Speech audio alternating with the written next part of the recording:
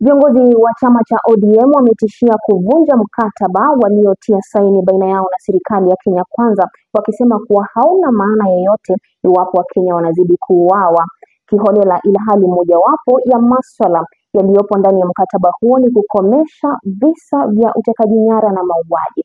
Wakizungumza katika eneo bunge la Bumula katika kaunti ya Bungoma, viongozi hao wamekashifu vikali mauaji ya hivi punde ya mwanablogu Albert Ojwang. Tazama.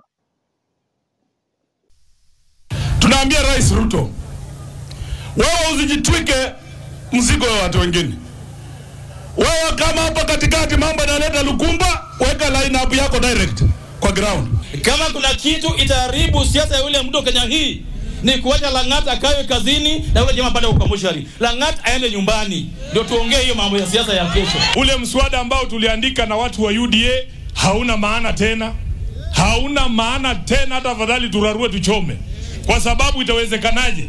Tumekubaliana kwamba mtasimamisha mambo ya kuchukua vijana kuwapeleka kwenye polisi na kuwaua.